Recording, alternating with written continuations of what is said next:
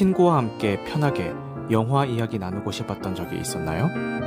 온라인에서 영화 이야기를 나누고 싶었는데 영화에 대해서 잘 알아야만 대화에 낄 수 있을 것 같아 망설여졌던 적은 없었나요? 그렇다면 오늘 밤 여기 잘 오셨습니다. 흐름드 살롱에서 매주 수요일 밤 11시에 펼쳐지는 보통 사람들의 영화수다 나이트 시네마입니다.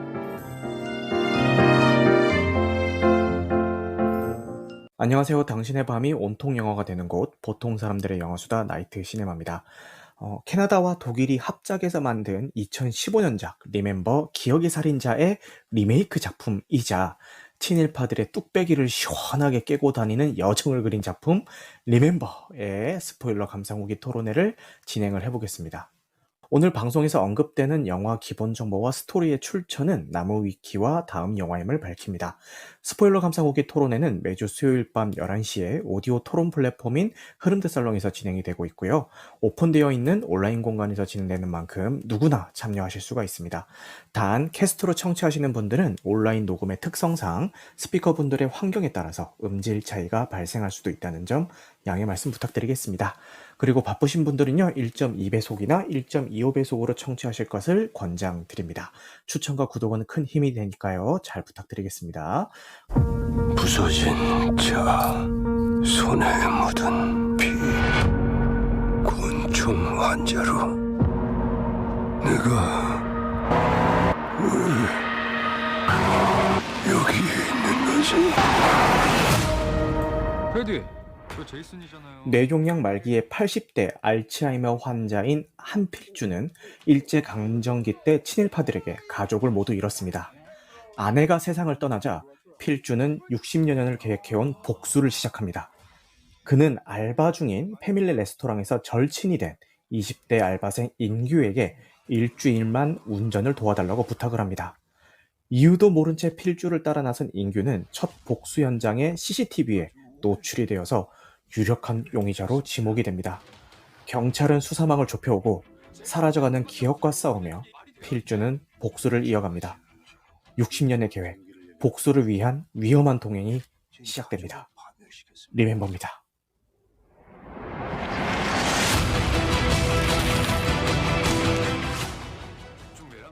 이게 지금 읽으면서도 약간 이게 맞아? 싶은 부분들이 좀 있는데 그거는 뒤에 제가 이야기를 좀 이어가 보도록 하겠습니다.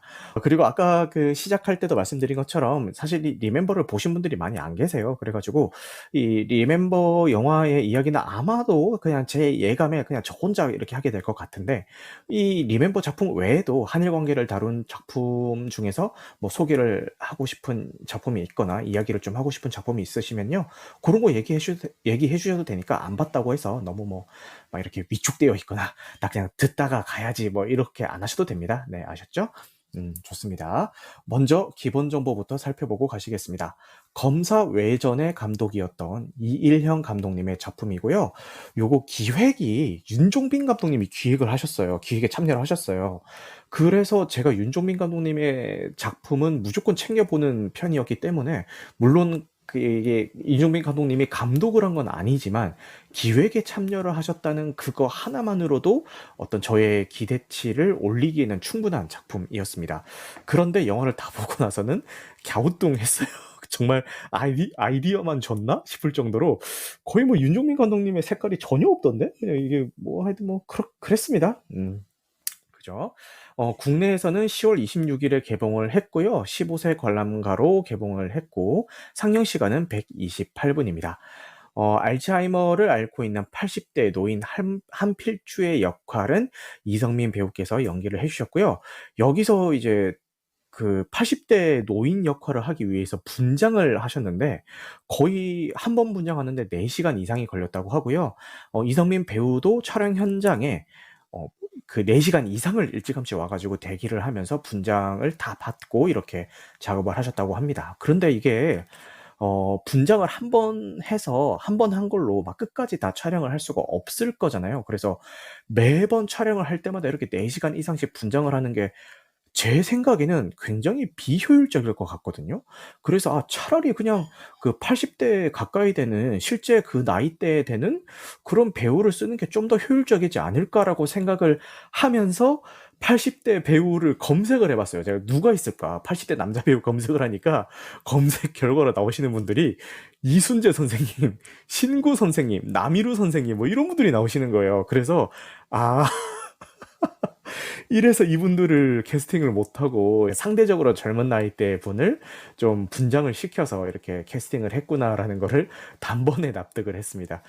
그 예전에 이렇게 그 본인의 나이대가 아닌데 노인의 분장을 했었던 작품 중에 대표적인 게 은교에서 저희 박해일 배우가 이렇게 노인 분장을 했었잖아요. 근데 저는 거기서도 되게 그 분장이 그렇게 자연스럽게만은 보이지는 않았거든요.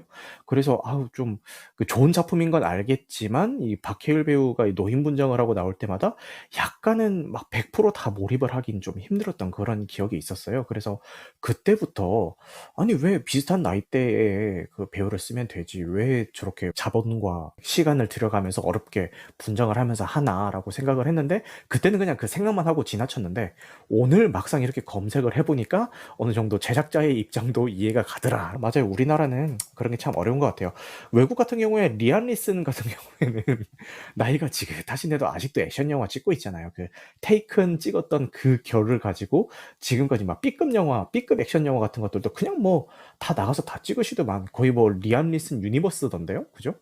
그렇게 이렇게 나이가 드셨음에도 액션 배우로서 이제 활동을 하시는 분들이 해외에는 이제 많이 계시는데 사실 국내에서 이렇게 떠올려 보면은 물론 이제 고령의 배우, 훌륭한 배우들은 많으시지만 고령의 액션 배우를 떠올려 보자고 하면은 사실 뭐 딱히 이렇게 떠올려지시는 분들은 안 계시죠. 그죠? 제가 자꾸 액션 배우라는 걸 강조해서 말씀을 드리는데 이 리멤버에서도 물론 80대라는 설정의 노인의 설정이긴 하지만 격한 액션씬이 나오기는 합니다. 그런데 이게 아무리 격한다 한들 나이가 있으니까 그 기준을 정해야 될 거잖아요. 그 80대 노인이 막 날라차기 하고 뭐 막 총알 막 이렇게 휘휘휘 막 피해가면서 엄폐 막 하고 막 이렇게 싸울 수는 없는 거잖아요, 사실상. 그렇다 보니까 이 액션 감독님들도 요거 그 수위를 이렇게 좀 맞추는데 많이 좀 공을 들였다라고 말씀을 하시고요.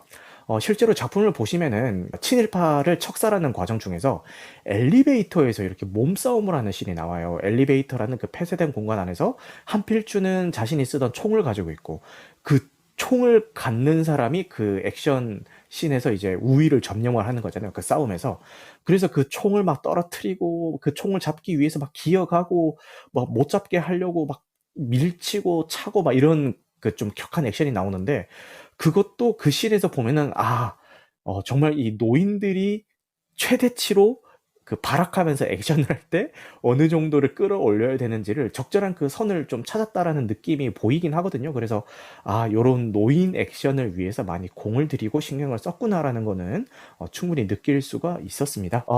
아까 말씀드렸었던 그 젊은 배우, 이 케미를 맞추게 될 젊은 배우는 이제 남주혁 배우님이 연기를 해주셨습니다. 남주혁 배우님이 이제 이성민 배우님이랑 같이 좀 케미를 맞추는데 어떻게 보면 약간 버디무비의 느낌도 좀 나고요. 복수극이긴 하지만 그 극 중에서 이성민 배우가 자기 자신의 어떤 일제 감정기 때 있었던 과거사를 이렇게 다 드러내 놓은 상태는 아니에요. 그 둘이 같이 알바를 하면서 친한 상태긴 한데 그 TGI 프라이데이 같은 곳인 것 같은데 거기서 막 그 생일이라고 하는 고객이 있으면 막 탬버린도 치고 실버 알바생들 있잖아요. 뭐 그런 역할을 하면서 되게 나이는 들었지만 꼰대스럽지는 않은 뭐 신조어 같은 것도 막 쓰고 그 외국 영화 같은 거 보면은 이렇게 막 둘이서 손바닥 마주대고 이렇게 탁탁탁탁 뭐 주먹도 한번 탁 쳤다가 이렇게 제스처 맞추는 거 있잖아요. 막 그런 것도 막 하고 연애 상담도 해주고 막 이런 식으로 좀 되게 젊게 젊은 세대와 어울리려고 노력을 하고 또 그런 마음이 또 통해가지고 인기도 많아요. 그 젊은 알바생들로부터. 네, 그런 설정이에요. 그렇다 보니까 이 극 중에서 이성민 배우가 이제 남지혁 배우에게 오늘 하루만 나 좀 도와서 운전 좀 해라라고 했을 때 뭐 되게 가벼운 마음으로 따라 나서게 된 거고요.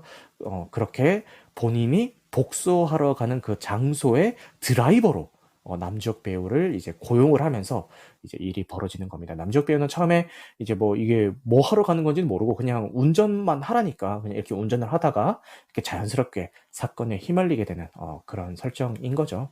그렇습니다. 근데 여기서 하나 설정이 제가 좀 아쉬웠던 게 운전을 해가지고 사건 현장들을 다니기 때문에 자동차가 굉장히 중요한 소품으로 사용이 되는데 여기서 나오는 자동차가요.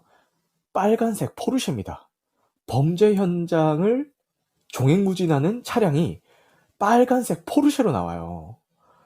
그래서 저는 처음에 그 포르쉐가 등장하자마자 아니 저거 아니 그냥 일반 뭐 흰색이나 검은색 이렇게 눈에 띄지 않는 색상의 포르쉐만 지나가도 이렇게 한 번씩 쳐다보잖아요. 이렇게 오 하면서 이렇게 쳐다보게 되는데 빨간색 포르쉐를 굳이 소품으로 썼어야 됐나? 그러니까 범죄 현장을 종횡무진하기에는 너무 눈에 띄는 자동차가 아닌가라는 의문을 처음에 그 포르쉐가 등장할 때부터 좀 가지고 있었는데 감독님이 공식 인터뷰에서 이렇게 말씀을 하십니다.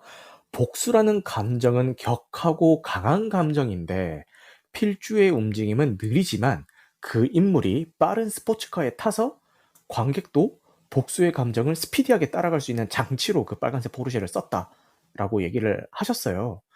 근데 솔직히 말씀드리면은 이렇게 스피디한 감정으로 따라가는 것보다는 '아니 저렇게 튀는 자동차를 가지고 범죄를 저지르러 다닌다고?'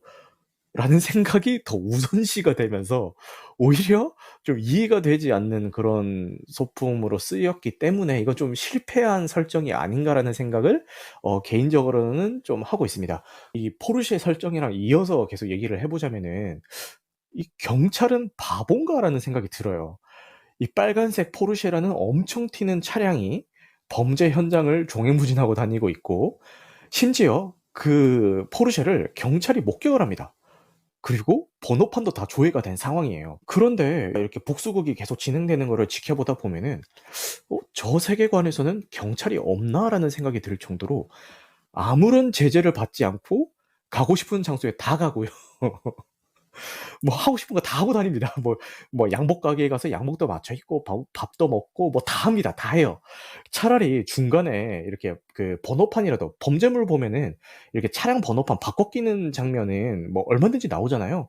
뭐 그런 장면이라도 한번 나왔으면은 이해를 하겠는데 그런 장면도 없어요. 그래 가지고 이 복수극이라는 것을 성립하기 위해서 '경찰을 너무 무능력하게 묘사를 한 게 아닌가.'라는 생각이 좀 들었고 그 영화에 나오는 것과는 반대로 여러분 우리나라 경찰력 굉장히 우수합니다. 정말 어느 나라에 내놔도 뒤지지 않을 정도의 그 경찰력을 가지고 있는 나라고요.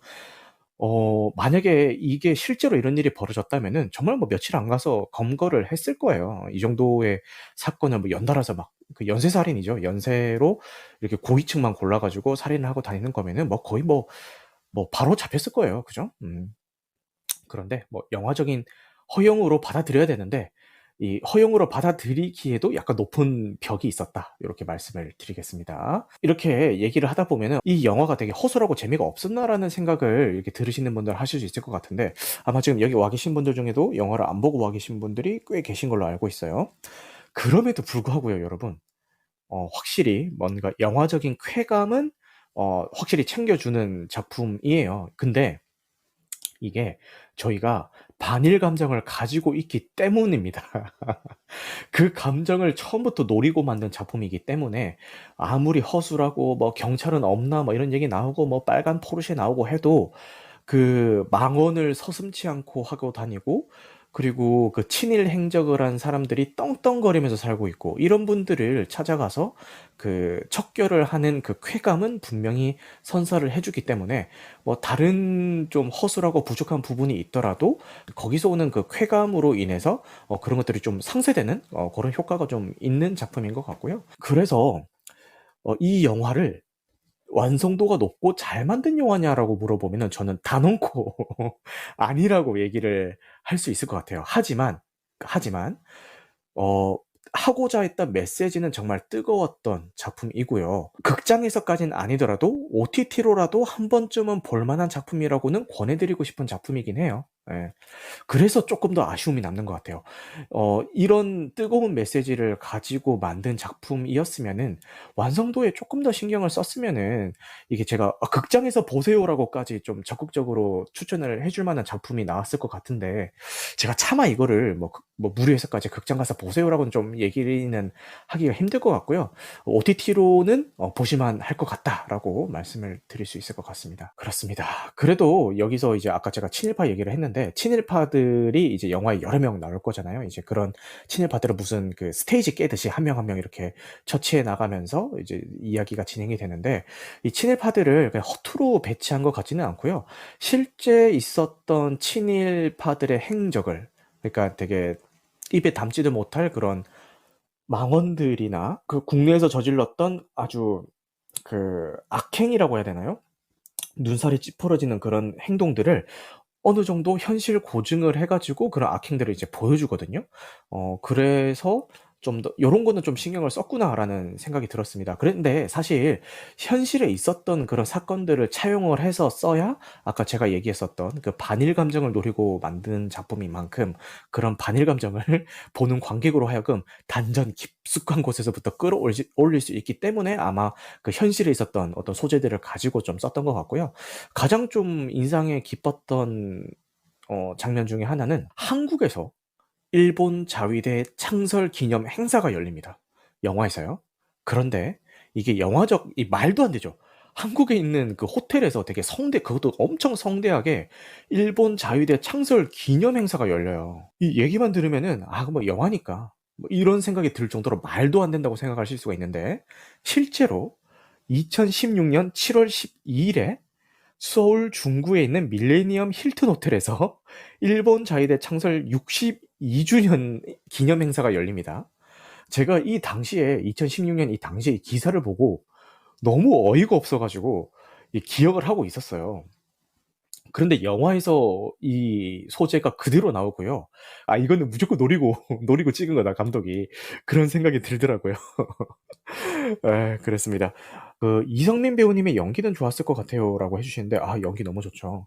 제가 아까 그 분장이 그 노인 분장이 좀 "완벽하지는 못하다."라고 얘기를 하는데 근데 사실 이게 저희가 이성민 배우의 원래 나이를 알고 있고 평소의 모습을 알고 있는 상태로 보는 거기 때문에 그런 이질감이 좀 느껴진다는 거지 이성민 배우를 이 영화를 통해서 처음 보는 사람이 이렇게 딱 봤다면은 충분히 진짜 80대 노인으로 느껴질 수가 있을 만큼 연기를 굉장히 잘 해 주세요. 진짜 연기를 너무너무 잘 해 주시는데 한 가지 아쉬웠던 거는요. 이건 이성민 배우의 잘못이 아닙니다.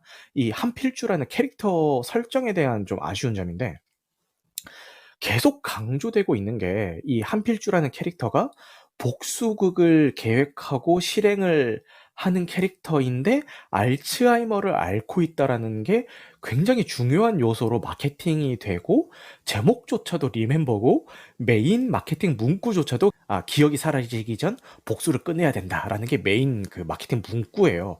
그래서 이 알츠하이머라는 이 병을 가지고 있다라는 이 설정이 굉장히 중요한 것처럼 이렇게 마케팅이 되잖아요. 그럼에도 불구하고요. 영화에서 이 알츠하이머라는 이 병의 쓰임새를 보자면은 너무 좀 부족하게 쓰이는 거 아닌가. 그러니까 이 복수가 실행되는 결정적인 순간에는 멀쩡합니다. 그리고 복수가 다 끝나고 그냥 아무도 없을 때 그냥 혼자 있을 때 이럴 때 막 알츠하이머가 막 발병이 돼요. 그러니까 '이럴 거면은 이 소재를 왜 넣었지?' 그러니까 이거를 좀 제대로 사용을 하자면은 얼마든지 되게 긴장감 넘치는 서스펜스를 넣을 수 있을 것 같았거든요. 예를 들어서 결정적인 순간에 방아쇠만 당기면은 이 복수는 끝이 나. 이런 상황인데 갑자기 그때 발병이 돼 가지고 '어 내가 지금 총 들고 뭐 하고 있는 거지?' 뭐 이런 씬이라도 하나 넣었으면은 보는 관객으로 하여금 '아 안 돼, 안 돼. 아유 저 어떡해.' 막 이런 좀 감정을 끌어냈을 것 같은데 복수가 실행되고 계획을 하고 막 치밀하게 막 하고 그런 과정에서는 정정합니다. 아무런 이상이 없고요.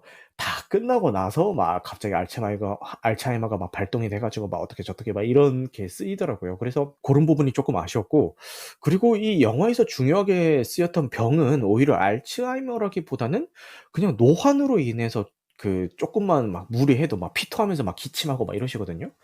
오히려 그런 게 더 좀 그 영화적인 서스펜스를 줬지 이 마케팅에 전면적으로 내세웠던 이 알츠하이머라는 소재는 뭐 좀 미비하지 않았나 좀 아쉽지 않았나 이런 생각이 좀 들어서 이게 뭐 이성민 배우님의 연기력 문제 이런 건 아니고요. 그냥 이 캐릭터에 대한 설정에 대한 아쉬움이 좀 남았던 것 같습니다. "내 머릿속에 지우개가 레전드였죠."라고 하시는데 맞아요. 거기서 손예진 배우가 알츠하이머로 나오는데 그때가 레전드긴 했죠. 맞아요. 그때는 진짜 뭐 중요한 순간에는 뭐 멀쩡하다 이게 아니라 정말 예측하지 못한 상황에 막 발병이 돼 가지고 막 그러잖아요.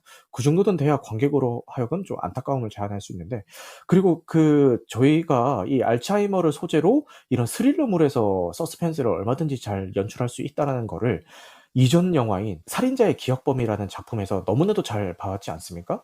이때 설경구 배우가 얼마나 연기를 잘해요. 정말 이거 보면은 결정적인 순간에 갑자기 발병이 돼 가지고 기억을 달고 '지금 내가 여기서 뭐 하는 거지?'라는 그런 장면이 나옴으로 해서 관객들로 하여금 '아 막 저러면 안 되는데.' 막 이런 좀 안타까움을 자아내잖아요. 저는 리멤버에서도 그런 식으로 활용될 거를 기대하고 갔는데 전혀 그런 거는 느끼지 못했다. 그래서 좀 아쉬웠다. 이런 말씀을 드리겠습니다. 그리고 또 한 가지 제가 보다가 좀 어이가 없어서 실소가 나왔던 장면이 있는데, 이성민 배우가 이제 복수를 다 끝내고 집으로 돌아가는 길에 또 역시나 이제 복수가 다 끝났기 때문에 다들 예상하셨듯이 알츠하이머가 발병이 됐겠죠. 그래서 기억을 잃고 그냥 도로가를 배회를 합니다. 배회를 하는데 지나가던 차량 한 대가 이렇게 서요. 서서 뭐 "어르신 뭐 도로에서 이러시면 위험해요. 어디 가세요?"라고 하면서 이렇게 차에 태워 줍니다, 한필주 캐릭터를. 그런데 이 한필주 캐릭터는 복수를 끝나고 오는 길이기도 했고 운전 중에 알츠하이머가 이제 발병을 해 가지고 이제 벽에 가드레일이었나 공사장이었나 어쨌든 이렇게 들이받아서 약간 피 범벅도 되어 있고 하여튼 멀쩡한 상태가 아니에요. 일단 여기서 약간 몰입을 깼던 게, 요즘 인심에 여러분들 같으면은 길가에 그렇게 피떡이 되어서 혼자 도로가를 걷고 있는 사람을 봤을 때 "어디 가시는 길이세요, 어르신?" 하고 차에 태울 수 있어요, 여러분은? 심지어 그 차에 자기 아내와 어린아이까지 있는 상황이었는데 여러분들 같으면 그거 태울 수 있어요? 저는 못 태울 것 같거든요. 차라리 차를 갓길에 세우고 좀 이렇게 행적을 관찰하면서 경찰에 신고를 했으면 했지, 내 차에 태우면서 "어디 가시는 길이에요?"라고는 하긴 쉽지 않을 것 같은데. 일단 좋습니다. 이거 정말 마음씨가 천사 같은, 저같이 이렇게 속세에 때 묻은 사람이 아니라 정말 마음씨가 깨끗하고 순수한 분이라서 선의로 그렇게 할 수 있다고 가정을 했는데, 뒷자리에 앉아 있던 딸아이가 한 초등학생 저학년 정도 돼 보이는 딸아이인데, 한필주가 이렇게 한자로 문신을 새겼어요, 손가락에다가. 그러니까 이제 자기가 복수해야 될 대상을 이렇게 한자로 이렇게 문신을 새겼는데, 복수를 완수할 때마다 이제 문신을 하나씩 지워 가면서 이렇게 복수를 하고 있는데, 그거를 갑자기 여자아이가 한자를 읽어요. 읽으면서 이거는 무슨 뜻이야?" 이렇게 물어보는데, 읽자마자 이 앞에 있던 와이프가 이렇게 뒤로 돌아보면서 "아 요즘 저희 애가 중국어 공부를 해서요." 이렇게 얘기를 해요. 그런데 그게 너무 오글거리는 거예요. 보면서 '아 이 장면 그냥 넣지 말지.' 이러면서 너무 오글거리는 거야. 그래서 '아 그냥 빼는 게 더 좋은 장면이 아니었을까.'라고 하면서 되게 닭살이 돋았던 그런 장면이었습니다. 여러분, 다시 한번 말씀드리겠습니다. 제가 이렇게 안 좋은 점에 대해서 계속 나열을 하고 있지만 그래도 여러분, 이 영화가 아니면은 친일파 머리통에다가 총알을 박아 넣는 그런 장면을 또 어디서 보겠어요. 그죠? 네, 그렇습니다. 네, 그래서 그런 쾌감들이 분명히 존재하기 때문에 그럼에도 불구하고 OTT로는 한번 보시라고 말씀을 드리고 싶습니다. 제가 얘기했던 이런 단점들을 저만 느낀 건 아닌가 봐요. 많은 분들이 이런 점들을 좀 많이들 지적을 해 주셨고, 그래서 개봉 초기에는 이제 자백이랑 같이 개봉을 했죠. 어떻게 보면은 경쟁작이 자백인데, 개봉 초기에는 리멤버가 예매 박스오피스 1 위를 유지를 하다가 금방 자백에게 박스오피스 1 위를 내줬고요. 상영관 수도 거의 비슷비슷했는데 지금은 자백이 상영관 수도 훨씬 더 많이 차지를 하고 있고 관객 수도 훨씬 더 많이 동원을 하고 있죠. 그리고 저 역시도 자백이랑 이 리멤버 두 작품을 다 봤는데요. 만약에 누군가가 저한테 "아 나 지금 진짜 시간이 없어 가지고 진짜 영화 딱 한 편만 볼 수 있는데, 딱 한 편만 볼 수 있는데 리멤버 봐야 돼, 자백 봐야 돼?"라고 물어본다면은 자백 보라고 얘기할 것 같아요. 여러분, 오해하지 마세요. 리멤버가 재미없다는 게 아니라 자백이 더 재밌다는 겁니다. 오해하지 마세요. 리멤버가 재미없다는 게 아닙니다. 자백이 더 재밌다는 거예요. 그렇습니다. 근데 전제 조건이 있습니다. 자백의 원작인 인비저블 게스트를 안 본 사람이라면은 자백을 보라고 얘기를 할 것 같아요. 근데 저는 인비저블 게스트를 안 본 상태로 자백을 봤거든요. 그래서 진짜 너무 재밌게 봤어요. 너무 재밌게 봤는데, 이거 원작을 본 분들이 자백을 보시고 후기를 말씀을 하실 때는 원작이랑 거의 그냥 사소한 설정 몇 개만 바뀌고 원작이랑 거의 다 비슷하게 가져가서 뭐 이렇게 원작을 본 사람은 굳이 이걸 뭐 한 번 더 봐야 되나라는 생각이 들 정도였다라고 얘기를 하는 걸 보니까 이 원작을 보셨는데도 좀 기억이 흐려지셨거나 아니면 아예 원작을 안 보신 분들이라면은 자백 무조건 보세요. 너무 재밌습니다. 진짜 잘 만들었다라는 그 후반 결말이 조금 힘 빠지긴 하는데 그래도 굉장히 흥미진진하게 잘 만든 작품 같아서 되게 재밌게 봤어요. 제가 이거 오늘 방송 준비를 하면서 되게 걱정을 많이 했거든요.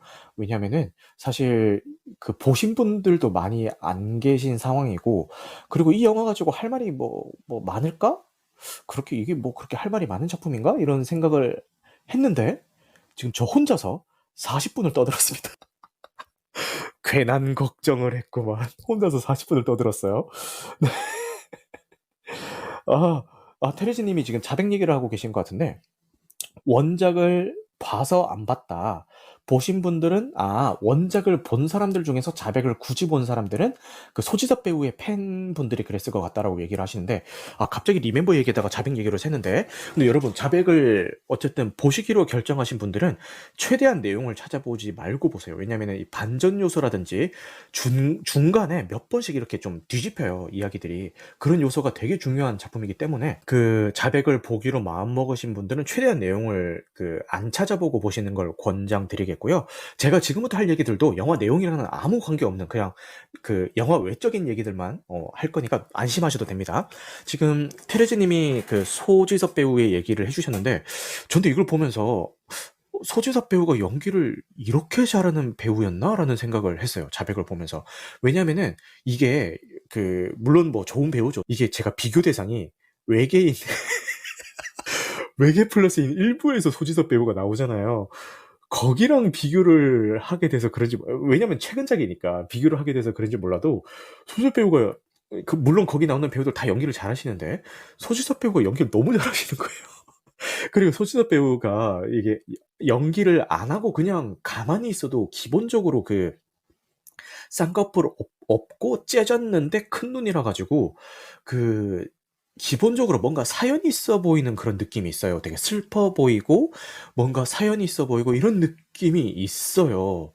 그래서 그런지 몰라도 이 자백에서 연기한 그 캐릭터가 너무 딱 맞아떨어져서 너무 잘 봤고 그리고 소지섭 배우도 물론 이렇게 제가 극찬을 할 만큼 연기를 너무 잘하셨는데 나나 배우가 여러분 제 방송을 꾸준히 들어보신 분들은 제가 평소에 이 나나 배우의 연기 칭찬을 꾸준히 해왔다는 거를 다들 아실 겁니다.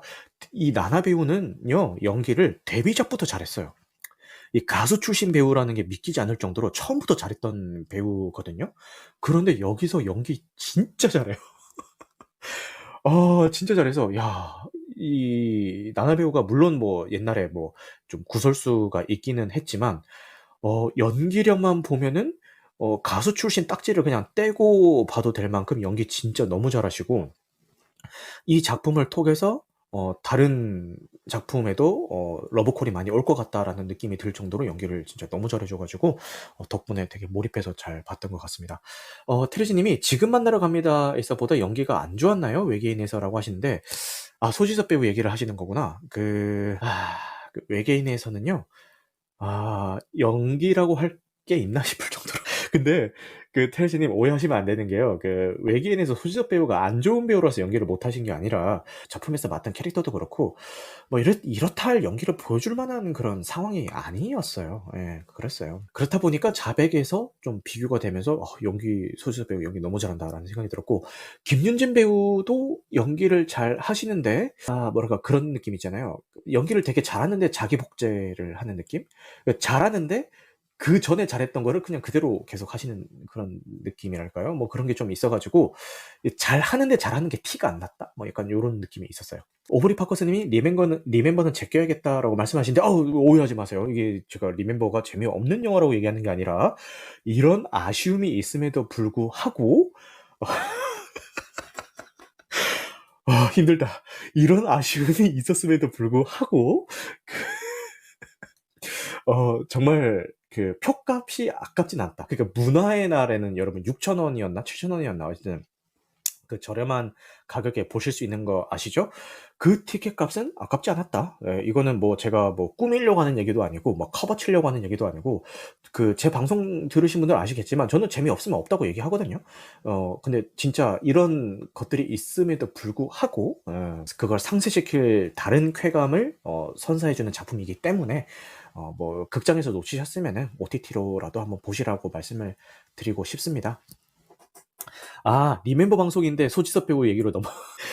좀 의식의 흐름을 따라 얘기하다 보니까 그렇게 됐네요. 근데 이게 그 두 작품이 경쟁작이잖아요. 그러다 보니까 뭐 얘기하다 보니까 자연스럽게 이렇게 나왔던 것 같고, 제가 그 두 작품을 안 본 상태에서, 그러니까 개봉하기 전 상태에서 이제 뭘 다뤄야 될지 선택을 해야 되는 그런 상황이었는데, 자백은 약간 모험이었고, 리멤버는 그런 생각이 있었어요. 이게 재미가 없더라도 친일파 뚝배기를 깨는 작품이니까 그래도 좀 할 얘기는 좀 있지 않을까라는 생각에 리멤버를 선택을 했는데, 지금 두 작품을 다 보고 온 제 입장에서는 차라리 자백을 할 걸 그랬나라는 후회도 조금 있기는 해요. 왜냐면 이제 자백은 저는 못 다루거든요, 이제는 타이밍상. 왜냐면 제가 이 자백을 다음 주에 다루겠어요? 다음 주는 블랙팬서 해야 되는데. 그러면 그 다음 주에 자백을 다루자니 뭐 이렇게 개봉한 지 한 달이 지나서까지 다뤄야 될 작품인가라고 하면은 그것도 좀 물음표거든요. 그래서 이제 뭐 리멤버든 자백이든 둘 중에 하나를 선택을 했어야 됐는데, 뭐 리멤버를 선택을 했고, 지금 거의 1시간 가까이 되는 시간을 저 혼자 이야기하고 있음에도 불구하고 오디오가 비지 않고 계속 얘기가 나온 걸 보면은 어쨌든 컨텐츠적인 면에서 봤을 때는 리멤버를 선택했던 것도 뭐 나쁘지 않은 선택이었던 것 같지만, 뭐 작품만 딱 놓고 봤을 때는 자백이 리멤버보다는 좀 더 재밌게 봤다, 이렇게 말씀 정리가 될 수 있을 것 같습니다. 요새 사실 극장가가 비수기였어요. 와칸다 개봉하고 아바타만 기다립니다. 그 전까지 전 한국 독립영화랑 외국 인디영화 보러 갈래요 라고 말씀을 테레지님 해주시네요. 제가 오늘 만약에 시간이 부족하면은 이런 리멤버 외에도 좀 이런 한일 관계를 다룬 작품이라든가 아니면 반일 감정을 다루는 이런 작품들에 대해서 좀 얘기를 해볼까 했는데, 뭐 지금 시간을 보니까 굳이 그런 작품들까지 언급을 안 해도 충분히 시간이 채워졌던 것 같고요. 마무리 멘트를 하자면은, 뜨거운 메시지를 담고 있는 만큼 더 완성도에 신경을 썼어야 될 작품이기에 아쉬움이 많이 남는 작품이긴 하지만, 그럼에도 불구하고 머릿속으로만 그려오던 친일파의 대갈통에 총알을 박아넣는 쾌감을 선사해주는 작품인 건 분명하기 때문에 관심 있으신 분들은 나중에 OTT로라도 한 번쯤 꼭 챙겨보시기를 바라겠습니다. 지금 뭐 친일 인명사전에 등재가 되었음에도 불구하고, 그리고 친일 관련 언행들을 서스럼 없이 공식 석상에서 내뱉고 있음에도 불구하고 사회적인 고위직을 맡고 있는 분들이 너무나도 많이 계시죠. 그리고 최근에 또 어떤 일이 있었습니까? 자위대기랑 우길기는 뭐 다르다, 이런 개소리에 휘둘려가지고 우리 국군 장병들이 그 자위대기로 불리는 우기기 같은 그 깃발에다가 대고, 최근입니다 여러분, 뭐 10년 전 얘기하는 거 아니에요. 얼마 전 이야기예요. 격리를 하는 그런 말도 안 되는 상황이 벌어지지 않았습니까? 아니, 어떻게 이런 일이 있을 수가 있냐고 따지니까 거기다가 대고 하는 말이 뭡니까? 자세히 보면은 약간 기울어져 있기 때문에 자위대기랑 우길기는 다르다라고 이런 개소리를 하고 있지 않습니까? 리멤버에서 그리고 있는 이런 그 말도 안 되는 친일파들의 행적이요, 영화적인 허용이라고 보기에는 이미 현실에서는 더한 일들도 벌어지고 있어요. 이런 것 때문에 너무 속에서 천불이 난다 이러신 분들은 이 리멤버를 통해서 좀 대리만족이라도 좀 하셨으면 하는 마음이 있고요. 이런 작품들이 조금씩 나오기 시작을 하고 제대로 된 역사교육이 진행이 되다 보면은 우리 자식 세대에서는 좀 더 나아지고, 또 우리 자식 세대의 자식 세대는 좀 더 나아지고, 이렇게 조금씩 더 나아지지 않을까라는 일말의 희망을 좀 가져보면서 오늘 이 시간 마무리하도록 하겠습니다. 네, 오늘도 이 시간까지 함께 해주셔서 감사하고요. 오늘 방송된 내용은 녹화 편집 과정을 거쳐서 유튜브와 각종 팟캐스트 플랫폼에 업로드될 예정입니다. 네, 여러분 영화 같은 밤 되시길 바라겠습니다. 감사합니다.